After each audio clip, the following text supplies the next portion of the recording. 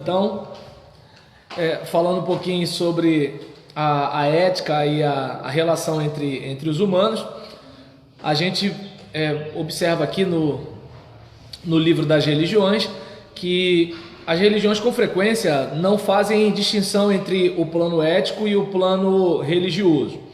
Os costumes da tribo, as regras ou os princípios morais da casta são tão religiosos quanto os sacrifícios e as orações, né? Se você observar, você não vê um discurso sobre ética nos textos sagrados.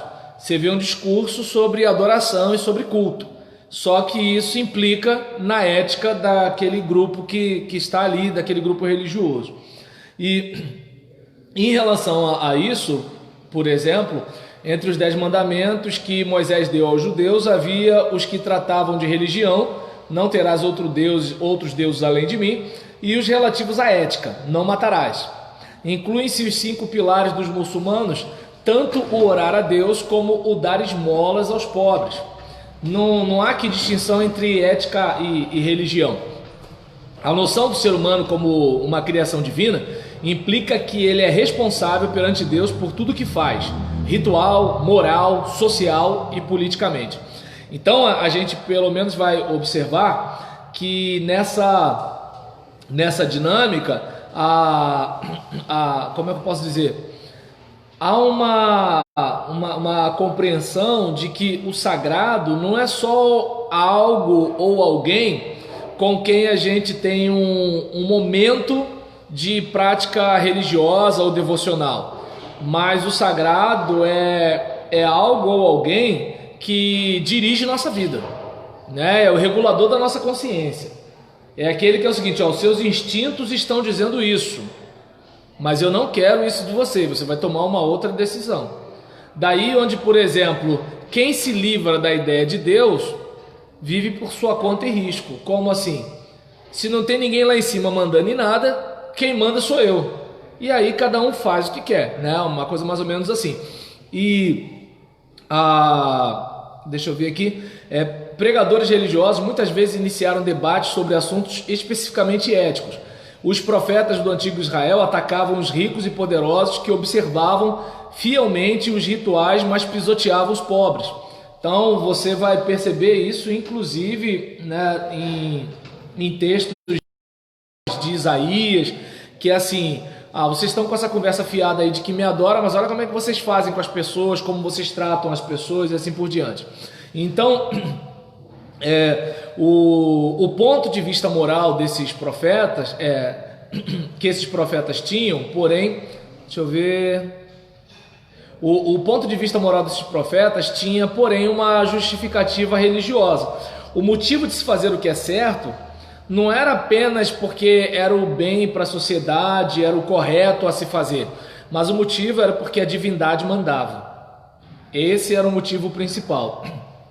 E as sociedades onde coexistem várias religiões e vários pontos de vista consideram mais difícil vincular a ética exclusivamente à religião. Como, por exemplo, você vai ver situações, né, em que pensei que alguém estava aparecendo para pedir para eu falar mais baixo. Aí, em relação a essa situação, a gente vai observar que tem lugares que existem as castas, tem lugares religiosos, digamos assim. Quando eu falo lugar, não estou falando geograficamente não, tá? Estou falando de comunidade. Então vão ter comunidades que vão prezar pelas castas, vão ter comunidades que vão dizer que todo mundo é igual. Vai ter aquele grupo que vai dizer que a mulher está numa categoria inferior, vai ter aquele grupo que vai dizer que a mulher está na mesma categoria, vai ter aqueles que vão entender que, olha, matar é sempre errado, vai ter aqueles, não, peraí, matar em contexto tal não é errado. Então a gente vai perceber que vai ter conflito ético de acordo com o grupo religioso. Daí onde a gente tem a importância da laicidade do Estado. Porque como é que seria para nós cristãos vivermos no país de legislação islâmica, certo? Ou como é que seria, né, para o muçulmano viver num ambiente como o período cristão medieval? Então a gente percebe que, assim, como é que eu posso dizer? Todo mundo diz que quer um país evangélico, né, um presidente evangélico, não sei o que lá evangélico, mas assim, Eu não sei se dá para perceber que a mudança religiosa não quer dizer necessariamente que a gente tem virtudes de Cristo. Só quer dizer que a gente tem uma religião. É só a gente olhar para dentro das nossas próprias igrejas. Lá é tudo perfeito? Lá é o paraíso? Não é. Então a gente sabe que o fato de ter uma religião não é sinônimo de que, olha, velocidade cruzeiro, céu de brigadeiro, tá entendendo? Mar de almirante. Não é assim. Então a gente sabe muito bem que a porca torce o rabo, o bicho pega, o cão chupa a manga, né? Filho chora e mãe não vê. Então o negócio é sério. E assim, isso tem que ajudar a gente a ter humildade para perceber que a nossa religião em si, ela não vai transformar a gente em pessoas parecidas com Jesus. Ela vai ter um conjunto de regras, de normas, de rituais, de textos que podem nos ajudar se nós dermos abertura para a ação de Deus na nossa vida. Mas agora, ela sozinha, não. Ela vai ajudar a gente na memorização, na repetição, na propagação, mas na vida, aí já tem o aspecto sobrenatural, né? Que não é o que o autor fala aqui, ele fala só do aspecto religioso em si. E nesse caso, né, a sociedade, quando ela tem várias religiões coexistindo e vários pontos de vista consideram mais difícil vincular a ética exclusivamente à religião, o que a sociedade precisa ter? Linhas mestras éticas e algumas delas são preservadas nas leis. Os romanos foram os primeiros a tentar de maneira sistemática criar um arcabouço legal que pudesse ser usado por todos os povos, independente da religião. Vocês devem lembrar que um dos problemas que os cristãos tiveram com Roma foi quando ficou desvinculado judaísmo e cristianismo. Vocês sabem disso, né? Que enquanto o cristianismo era uma seita do Nazareno, enquanto era uma ramificação do judaísmo, enquanto era um grupo de judeus que acreditavam, né, no Messias, enquanto era isso daí, estava tudo bem com Roma. Quando começou a perceber, é uma outra religião, opa, não está debaixo do nosso guarda-chuva. E aí, Nero está aí, né, para mostrar que veio. E em relação a esse caso, né, o direito romano se tornou base para todos os sistemas legais subsequentes nos estados seculares modernos. Em certos países muçulmanos, há dois sistemas agindo em paralelo, um baseado no Corão, outro no direito romano. Hoje, muitos países aceitam a Declaração dos Direitos Humanos proclamada pelas Nações Unidas. Olha aí, olha a ONU aí. Como uma afirmação ética comum, seja qual for a religião ou a perspectiva geral do país. Então, é aquela questão de, por exemplo, vamos pegar casos como aquela menina Malala, né, que quase foi morta devido àquela situação de mulher não poder estudar, aquela coisa todinha e tudo tal. Aquilo ali mexeu, né, com a opinião internacional. O caso daquele pastor, esqueci, eu sei que era não sei que lá, Youssef, que estava preso no Irã na época do Ahmadinejad, né, que ele até veio aqui e tudo tal, e teve gente que protestou contra ele, né, embora ele fosse bem visto por uma aula aí, mas deixa pra lá. Então, em relação àquela situação, estava mexendo com a opinião internacional, porque o que acontece, embora fosse o Irã e o país tem sua soberania, mas há uma certa compreensão, né, de que assim, olha, peraí, a gente não pode, a pretextos religiosos, ficar eliminando vidas humanas, né? Então, algo para a gente pensar. Por isso que assim, a gente tem o direito, a influência do direito romano, da Declaração de Direitos Humanos, mas por exemplo, no caso, né, dos muçulmanos, a gente tem uma lei paralela, né, que de certa forma vai influenciar os governos dos países, né, que tem essa orientação religiosa, influenciando fortemente a política. No nosso caso, como é que eu posso dizer? A gente não tem o islamismo, mas por mais que a gente discorde, a gente tem uma influência cristã, né? Então, o pensamento ocidental ele é fortemente influenciado pelo cristianismo. Claro que não é aquele cristianismo do devoto da sua igreja, mas uma coisa simples, a questão do amor ao próximo, né? De você se colocar no lugar do outro, de você não matar, essas coisas. A gente percebe algumas influências, porque tem situações que você olha e fala assim, não, esse daí a gente quebra assim, vamos matar esse cara. Mas assim, a mentalidade ocidental, ela é diferente da oriental, né? Tanto que imagina se cada pessoa que roubasse aqui no Brasil tivesse a mão decepada, né? Se cada pessoa fosse morta por crime de corrupção. Então a gente percebe que o Ocidente é diferente, né? Então a gente falou um pouquinho, né, sobre essa questão de religião e ética. E a gente vai para o próximo bloco, né, para falar sobre a organização religiosa, né, ou a religião organizada, digamos assim. Então, falando um pouquinho, né, sobre organização, né, um aspecto importante em todas as religiões é a irmandade entre os seus seguidores. Então formam-se tipos específicos de comunidades regulamentadas e são nomeados representantes para dirigir o culto religioso. Então o fato de a gente ter uma religião e a gente ter livre acesso a Deus não significa que é bagunça. Então é aquele negócio, a gente tem livre acesso a Deus, mas como é que vai funcionar a comunidade religiosa? Então algumas coisas vão ser estabelecidas. No caso dos povos tribais, existe pouca ou até mesmo inexistente divisão funcional especificamente religiosa. A tribo constitui uma estrutura social, política e religiosa, e com frequência o próprio chefe é o sacerdote. Tanto que em algumas situações de histórias missionárias, a gente sabe que o missionário ele vai falar com o líder daquela tribo, e o líder daquela tribo, ao mesmo tempo que é o líder político, ele é o líder religioso. E justamente pelo fato de ele ser o líder político e também religioso, uma das batalhas do missionário é converter o líder. Porque se não converter o líder, fica ruim para o resto continuar, certo? E aí há sociedades sagradas das quais só podem participar pessoas selecionadas, em geral os homens, né? Então no Egito Antigo, na Grécia Clássica, na Noruega dos Vikings, a relação era simples, a religião ela era parte de uma cultura comum.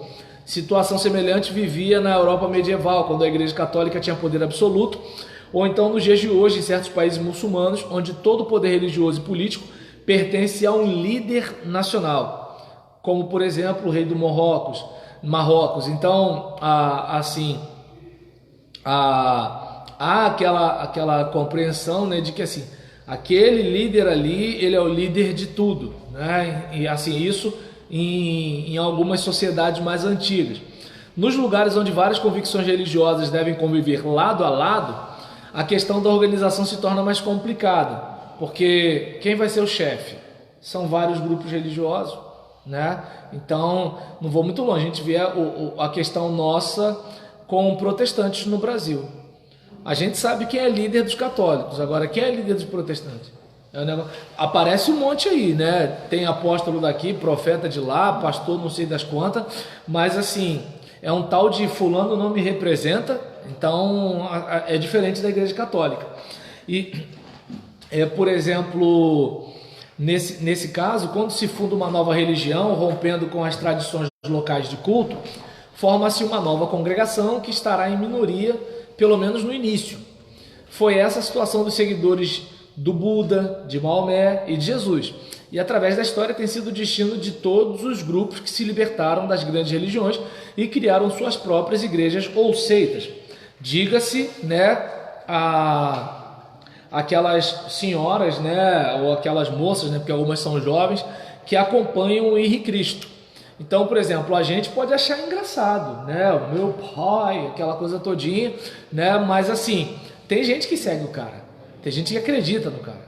E não duvidem se depois que ele morrer, porque ele vai morrer, obviamente, e assim, se o trabalho não se multiplicar, né? A gente não sabe. Então, só que todo peixe grande um dia foi pequeno. Então a coisa vai começando pouco a pouco. Vamos pensar no próprio cristianismo, né? Começa com 1, 12, 70, 120, 500 e por aí vai. E aí, seguindo aqui, a gente vai observar que nessas comunidades o vínculo entre os membros por vezes é mais forte do que nas religiões estatais ou locais. Por quê? Porque esse grupo não está preso às regras ou às normas ou aos aspectos políticos, mas eles têm um vínculo de relacionamento. Quer ver uma coisa interessante? Você lembra como é que era a sua igreja quando era congregação? Era diferente. Entende? Havia um sonho, tá todo mundo em torno daquele sonho. Então o pessoal vai para lá de manhã cedo e é obra e é aquilo, e às vezes vira noite e é concreto e é sapata, é marreta, né? As irmãs vêm com salgadinho, com lanche, aquela coisa todinha. Aí a gente tem, né, aquele templo pequenininho, aqui tá o culto ali, cantinho com as crianças, né, aquela coisa toda, e todo mundo feliz da vida. E aí o indivíduo, por exemplo, ganhou um dinheirinho extra, ele vem todo feliz, injeta dízimo, injeta oferta e tudo tal. Quando a coisa já está grandona, estabelecida, que as irmãs não podem mais dobrar o joelho porque a meia calça é cara, né? Quando, por exemplo, né, tá todo mundo no esquema, todo mundo, né, chegando de carrão, aquela coisa todinha, corre o risco, né, de não ter mais aquele clima daquele sonho. Por quê? Porque a gente já chegou lá, né? E aquele negócio, chegou lá, acabou, né? Isso é em tudo, né? Dinheiro, saúde, né? Estrutura física, casamento, namoro, assim. Cheguei lá. Primeiro que cheguei lá é um negócio esquisito, né? Mas assim, cheguei lá. Quando eu cheguei lá, eu sou absoluto, eu começo a decrescer. Acabou, né? Então, tanto que teve um momento na história da teologia em que havia uma crise entre os luteranos, né, com os pietistas alemães na questão da formalidade, né, dos luteranos, e os pietistas falavam: preferimos uma heresia viva do que uma ortodoxia morta. Por quê? Porque estava havendo, né, uma prática religiosa institucionalizada, mas sem vida. Enquanto outros queriam aquele frescor da vida cristã, né? Aquela espiritualidade mais ardente. E aí a gente vai observar, por exemplo, né, algumas igrejas cinquentenárias ou centenárias e contrapartida quando você vê algumas igrejas com 10, 12, 13 anos. É diferente, né? O clima é outro, né? Claro, tem aquela igreja de 10 anos que os crentes são tudo velho, que saíram brigados da outra igreja de 70 anos, então deu na mesma. Mas agora não é a maioria que é assim, né? Então é algo, né, para a gente pensar, pelo amor de Deus, gente, nada contra a igreja de 70 anos, né? Só estou dizendo que assim, aquele frescor do sonho, do romantismo, né, de querer chegar lá, isso mexe com o coração das pessoas. Né? Daí eu entendo que eu acho que um dos maiores desafios de um líder, né, é tentar continuar provocando isso de assim, a gente ainda não chegou. Assim, não pode deixar aquele clima de já ganhei. Porque quando fica no clima de já ganhei, a tendência é o declínio. Aí a gente já não tem mais aquela mesma paixão por almas, a gente já não está... Para que evangelizar mais? Já tem 3 mil membros. Para que evangelizar mais? A igreja já tem 300, tem gente que se fica feliz já com 300 membros, né? Então, também se precisa evangelizar. Ainda tem isso, tem os descontentes, né, que briga lá, vem para cá e assim, é aquele negócio, né? Eu tô precisando de membro aqui, né? Então não vou brigar com você não, e nem vou pedir para você ir lá resolver as coisas com seu pastor não. Vai que você resolve e fica por lá. Vem para cá, Brasil. Vai, fala, Deus. Agora também não se tem pessoas com gás de começar uma obra, com gente para ajudar a fazer uma obra. É difícil plantar igreja hoje em dia, né? É verdade. Quer dizer, parece que vai passando uma geração de Lutadores, corajosos, foi criado, foi formado. A própria igreja, né? Quanto mais plantar uma. Desculpa, não era para rir disso. Isso que você falou, eu convivi muito isso. Na igreja do Leonardo, foi um dos que eu fiz bastante buraco lá na escola do parque. Uhum. Então, hoje você não encontra. Não encontra. Vai pegar um moleque desse aí tinha 17, 18 anos. Vai pegar um moleque pra furar buraco. Não, ele tá jogando Free Fire. Essa é a dificuldade hoje. Vai ser o pessoal de 50, 60 anos que tem vivo esse negócio. Fazer mutirão. Né? Então é algo para a gente pensar, né? Então e diante de uma situação dessa, né? Ele bate aqui na tecla daquelas seitas ou novas religiões em contraste com aquelas que já são estatais, já são estabelecidas e já estão fortemente consolidadas. E uma cerimônia realizada logo após o nascimento é o passaporte, né? É o passaporte para todas as religiões estatais. Há também religiões tradicionais, nas quais a pessoa já nasce, ou seja, ela é incluída sem nenhuma formalidade particular. Já em outras comunidades eclesiásticas é necessário que o aspirante solicite sua admissão. Então, por exemplo, vai ter aquela religião que assim, vou pegar o próprio contexto de reforma protestante, né? Tínhamos os reformadores magisteriais, que você tem Lutero, Calvino, Zwinglio, e tem os reformadores radicais, né? Menno Simons, dos Menonitas, você tem, acho que é Thomas Müntzer, você tem os anabatistas em geral e tudo tal. Daí a gente tem também os batistas, né? Que vão surgindo naquele contexto, em que assim, enquanto de um lado a gente é quase uma continuação da Igreja Católica, é a igreja vinculada ao Estado, o batismo não é por pública profissão de fé. Você, por exemplo, filho de crente, já chegou lá, foi batizado, está resolvido tudo tal.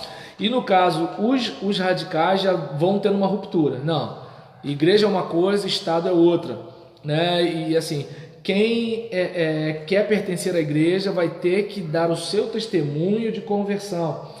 Então, isso só no ambiente protestante já tem uma mudança, né? Para não falar de outras religiões. E aí, muitas religiões, né, também têm suas ordens especiais que impõem regras estritas a seus membros.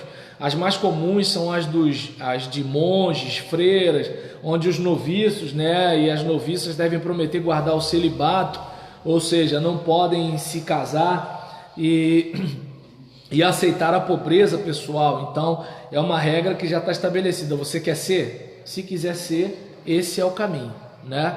Então, com a exceção, né, de certas outras religiões, a maioria possui funcionários próprios, né, com responsabilidade exclusiva pelas formalidades do culto e por outras tarefas religiosas.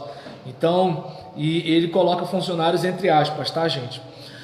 Os padres, os líderes de culto, os curandeiros têm deveres religiosos diferentes, mas todos eles desfrutam de um status superior especial. Ou seja, ele é o líder, né? Ele é o cara da situação, né? Uma coisa mais ou menos assim.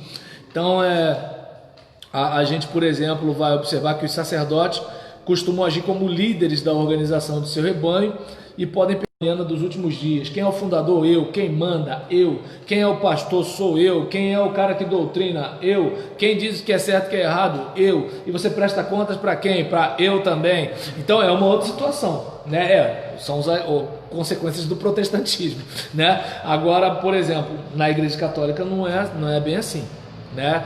E aí outras igrejas podem atuar no plano nacional, como a da Noruega, ou no plano da congregação. Né, que outras igrejas podem atuar no plano nacional, como a da Noruega, ou no plano de congregação local, como o pentecostalismo. E os batistas também, né, têm a sua congregação local. Enquanto a gente tem os católicos, né, com o sistema monárquico, a gente tem aquelas igrejas que tem um governo presbiteral com sínodo. A gente tem aquelas igrejas que tem o episcopado, né, como no caso do metodismo, e no caso das igrejas congregacionais e batistas, a gente tem a democracia congregacional. Então a gente tem formas de governos diferentes, mas tem governo. Para quê? Para que haja um tipo de ordem, para que a gente tenha pelo menos, né, uma estrutura como trabalhar. né? Uma coisa mais ou menos assim, porque se ficar tudo solto, como é que vai ser, não é mesmo? Então, a gente falou nesse momento aqui um pouco sobre a importância da organização nas religiões. A gente vai falar um pouquinho agora sobre experiência religiosa. Bem, tratando aqui de experiência religiosa, é bom observar, né, que a nossa prática religiosa, seja protestante, seja católico, seja evangélico pentecostal, né, pentecostal, seja o que for, né, é importante a gente observar que a religião nunca é vinculada apenas ao intelecto. Ela envolve igualmente as emoções, que elas são essenciais à vida humana. Então, você vai ter o conhecimento, mas você também tem que ter a experiência. Até lembra do que falamos agora há pouco entre os luteranos, fez sinal para falar? Entre os luteranos e os pietistas alemães, que é assim, tudo bem, você tem que ter bastante conteúdo sobre a sua fé, mas você precisa ter a sua experiência de fé. Então, e isso não tem a ver apenas com o protestantismo ou com o catolicismo, mas com a religião em si, porque a religião ela lida com o sagrado, ela lida com fenômenos religiosos, ela lida com algo, né, com a preocupação última do ser humano, né? Quem eu sou, de onde vim, para onde eu vou, né? Aquela questão, né, de lidar com algo maior do que você, com algo além, né, do racional, digamos assim, e isso não tem como você só formalizar com argumentos. Isso de alguma forma mexe com você. Vou pegar um exemplo simples, não sei se eu já falei isso com vocês, mas assim, eu na igreja que eu pastoreei, eu tinha o quarto domingo, era o domingo que eu usava, né, para pregação evangelística e para a gente fazer trabalho evangelístico. Então a gente ia para a rua, chamava as pessoas, chegava de noite, aí uma das duas coisas acontecia: se viesse visitante, era sermão evangelístico. Se não houvesse visitante, era sermão doutrinário soteriológico. Então, de qualquer jeito, o assunto era o quê? Jesus, né? Era aquilo ali. E o que acontece? Eu tinha esse modo de trabalhar. E tinha vez que eu pregava sermão evangelístico, ninguém se decidia. E já teve vez de eu não pregar sermão evangelístico, né? Eu tinha pregado, se eu não me engano, acho que foi em Esdras ou em Ageu. Não, acho que foi Esdras. Naquela parte de Setar, Bozenai, Tatenai, aqueles caras que, por exemplo, fazem uma intriga, né, para que não haja a construção do templo. E aí, o tema da mensagem aí vem aquela questão dos profetas, né, Ageu e Zacarias, não esqueci não, tá? De Ageu e Zacarias sobre a reconstrução. E aí, o tema da mensagem era: você tem que vencer o quase, ou você precisa vencer o quase. Agora eu não lembro direito, né? E o subtítulo era: porque o quase não é nada, né? Por exemplo, uma mulher quase grávida, um cara quase rico, né? O quase branco, o quase preto, quase pobre, quase. O que é quase, né? E aí era uma pregação para a igreja. Chega na porta, né? Porque o bom batista ele vai para a porta cumprimentar o pessoal, escutar as indiretas, as flechadinhas, um amém, um glória a Deus. Alguém vai dizer Deus te abençoe. Uns vão dizer Deus te abençoe com força, outros vão fazer assim, outro vai sair pela outra porta. E aí naquele negócio assim, naquele clima que a gente está ali, uma irmã chega e fala assim: pastor, meu cunhado está entregando a vida para Jesus hoje. Eu, amém. Pastor, eu não quero viver no quase. Eu quero entregar minha vida para Jesus hoje. Eu quero ser um seguidor de Jesus. E assim, que parte do sermão que eu falei isso? Eu não falei isso. Aí você percebe a importância da experiência. Porque no aspecto de cognição, tem a questão do quase, né? Pô, eu tenho que ser mais consagrado, eu tenho que ser mais dedicado, eu tenho que ser o marido melhor, eu tenho assim. Agora, no aspecto de experiência, Deus falou com ele um negócio que eu não faço a mínima ideia. Ele percebeu o que Deus estava exigindo dele naquele momento, e ele deve ter ficado até incomodado porque o pastor não fez apelo naquela noite, né? Só quase. E aí o que acontece? Ele chegou na cunhada como assim, fala para esse cara aí que eu estou me entregando para Jesus. Aí você percebe o que é a experiência? Ou seja, não estava nada arrumadinho para ele aceitar Jesus. Mas Deus falou com ele. Voltando à religião, à organização, tem conhecimento de alguma religião que, com esse governo, cada um com o seu governo, tem andado errado? Creio que não, né? As religiões, elas progrediram. Né? Bem, é aquele caso, a ordem, né? Assim, se você tiver a sua gaveta, né, organizada, faltou luz, você funciona normalmente. Se ela estiver desorganizada, pode estar com a luz mais clara do mundo. Fulano! Cadê minha cueca? Beltrano, cadê minha meia? Eu já falei pra fulana não usar meu sutiã. Cadê onde está a caixa de fósforo? Como é que eu... Ah, meu Deus, a chave, perdi a chave. Meu Deus, eu tenho que sair. E aí o cara tá lá fora para entregar o gás. Cadê a chave? Ninguém sabe onde está a chave. Aí nesse caso, eu não sei se dá para perceber que assim, a organização, ela faz parte da vida. O brasileiro não gosta muito, e por isso o brasileiro sofre tanto. Mas assim, a organização, ela faz parte da vida, né? Você separar meia hora para isso, 1 hora para aquilo, 2 horas para aquilo, tantos abdominais, né? Escrever tantos isso, fazer tanto não sei o que lá, pode parecer chato, mas assim, isso de certa forma, como dizia Renato Russo, né? Disciplina é liberdade. Então é aquele caso, a gente acha que disciplina é ficar preso, mas não é, né? Disciplina é você ser o motorista do seu carro, em vez de ficar no carona. Então, só que a gente prefere o carona, né? E cantar que o acaso vai me proteger. Só que, né? Às vezes o acaso não protege não, né? Dá ruim, né? Então, quase protege. Gostei. Então, né?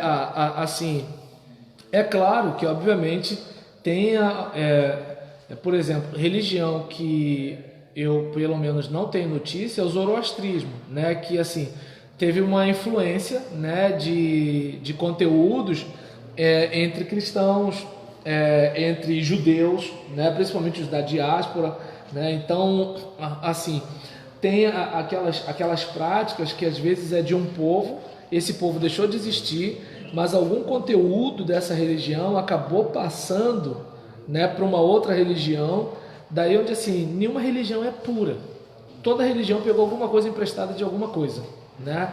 Então a gente vai ter questões em Israel que é produto do diálogo com outros povos, a gente vai ter questões no cristianismo que é produto do diálogo com o judaísmo e outras religiões, a gente vai ter, por exemplo, o protestantismo que perpetua algumas coisas do catolicismo. A gente tem o pentecostalismo que pega algumas coisas do protestantismo de missão, né? A gente tem o neopentecostalismo que pega alguma coisa, né, do protestantismo histórico, que pega alguma coisa do pentecostalismo, que pega alguma coisa das religiões matriciais brasileiras, né?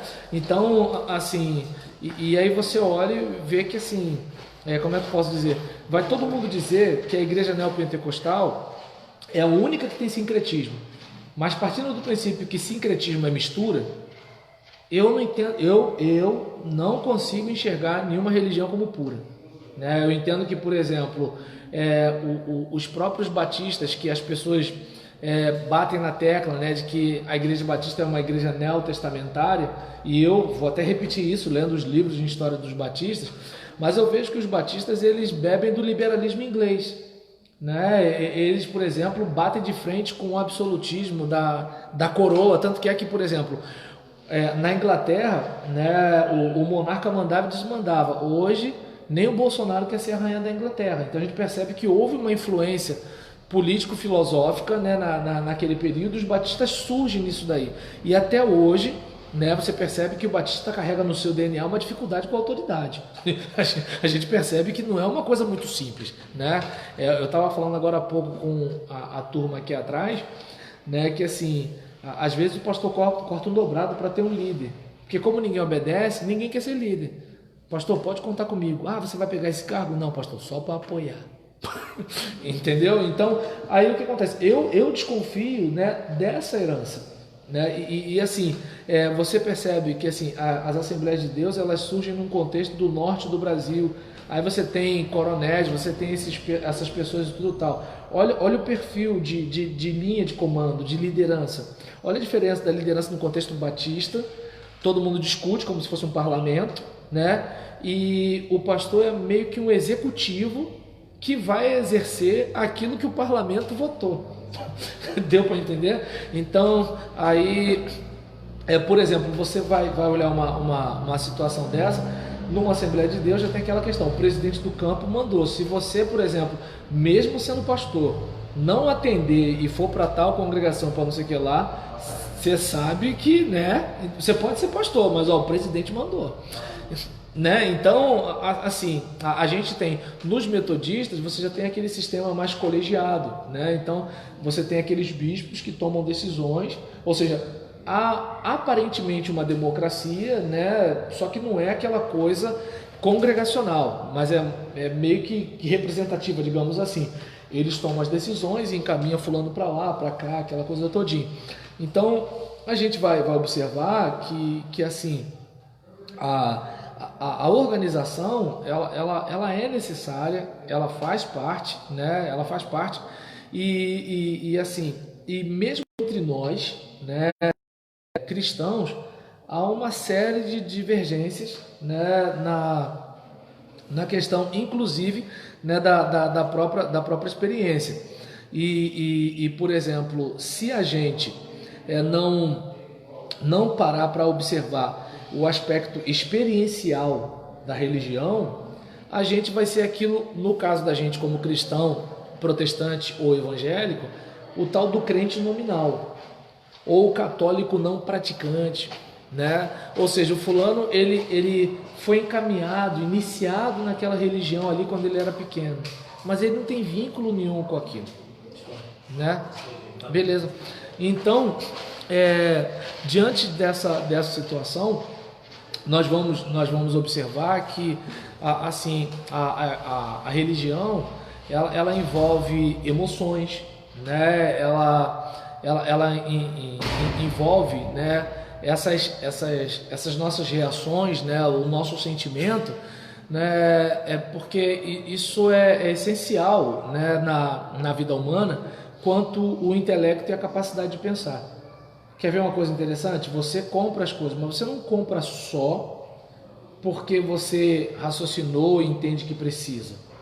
Você estava lá na fila da drogaria, aí você viu aquele choquito ali na banca. Você não foi lá comprar choquito, você foi comprar álcool em gel ou cloroquina, tá ok? Aí nesse caso, né? Aí, por exemplo, você foi lá para comprar um medicamento, mas você viu o choquito.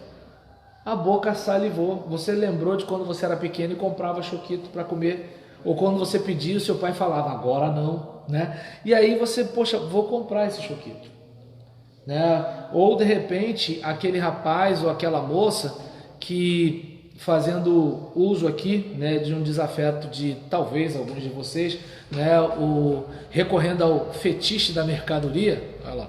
Aí nesse caso, por exemplo, às vezes aquela pessoa que olha para aquele produto como se aquele produto, né, fosse, né, assim, agora como é que é? Agora eu fiquei doce igual caramelo, tô tirando onda com Camaro amarelo, né? Então, ou seja, o indivíduo, né, assim, a respeito disso, eu não sei se é machismo, Nilce, mas tem gente que diz que carro é embelezador de homem, entendeu? Aí em relação a isso, por exemplo, às vezes, né, o que acontece, né, que reparei que só a Nilce que riu. Aí, então, por exemplo, em relação a aí em relação a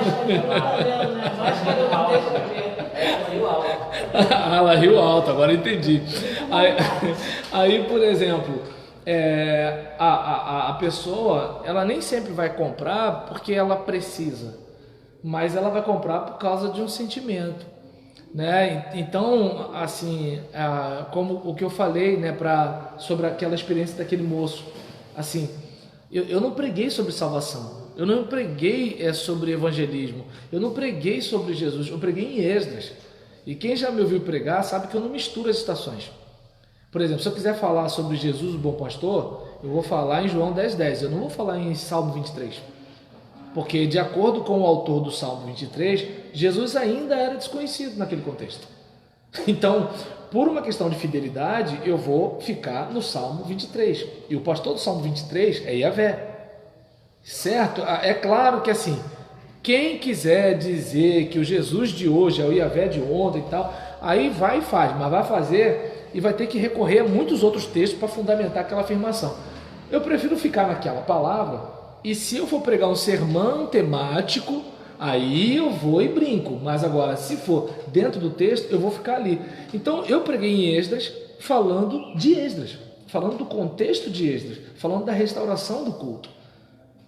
E o cara foi e conseguiu pegar soteriologia, necessidade de salvação, de conversão, de confessar pecado. Aí tu fala assim, mas tá bom, vamos orar, né? Glória a Deus. Mas assim, percebe a questão da experiência?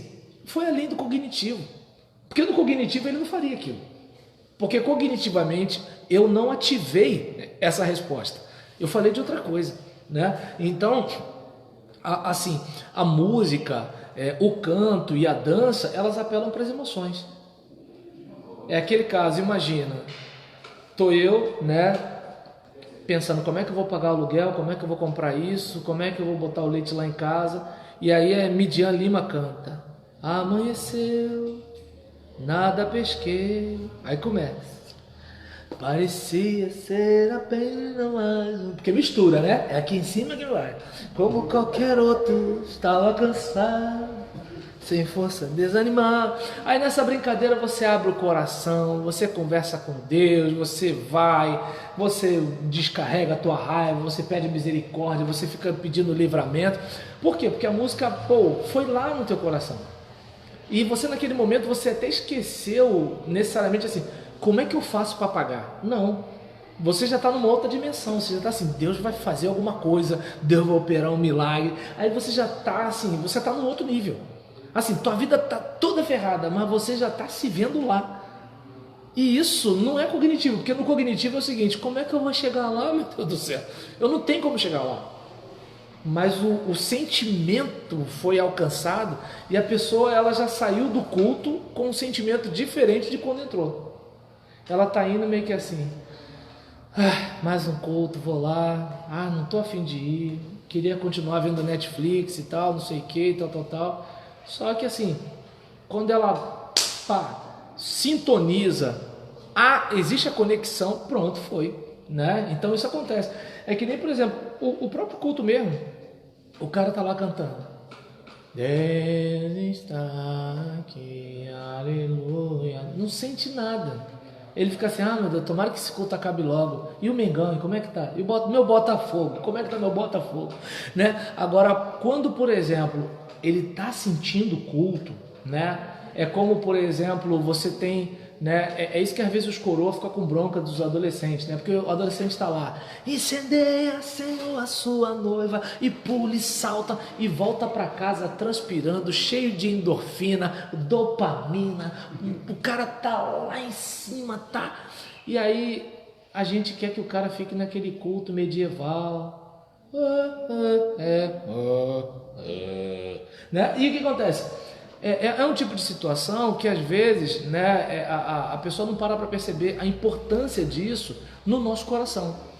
As luzes, as cores, a música, né? Se o tom é menor, se o tom é maior, se a música é daquela de celebração, se é aquela música mais de contrição, se tem aquele crescente perto do refrão, né? É fiel para cumprir. Aí o cara, a molecada já começa a ficar pulando aquele negócio todo, os velhos pira, né? Mas assim, eu não sei se dá para perceber que assim 45. Ixi, rapaz, deixa eu correr, porque vai tocar, né? Então, assim, na maioria das religiões, as pessoas elas extravasam a tristeza ou a alegria pela música instrumental. Lembra do profeta pedindo no tangedor, né? E pelo canto, né? Em algumas também pela dança, que é um meio bastante antigo de expressão religiosa. Nos rituais cristãos, os hinos cantados em coro, a música de órgão são parte importante da experiência geral. Muitas igrejas e templos contêm ainda obras de arte, pinturas, esculturas e peças de altar, que eu entendo que eu acho que o protestantismo perdeu tirando esse negócio. Sei lá, porque eu não vejo a arte como problema. Até porque a gente pode idolatrar o terno, a denominação, o púlpito, o cargo, a gente pode idolatrar um monte de coisa, né? Então, obras de arte que acendem a imaginação e as emoções. E aí, né, para a gente fechar aqui, a gente pode observar, né, a importância da experiência, né, na nossa vida. Até que ponto, né, a sua vida cristã é uma vida só racional. Por exemplo, no concílio você vai responder quem é Deus, mas a pergunta que se faz é: quem é Deus para você?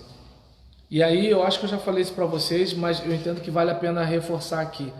É como um jornalista escrever sobre mim e o meu filho, que não sabe nada sobre mim, mas sabe o calor do meu abraço, sabe o que é ficar no meu colo, né?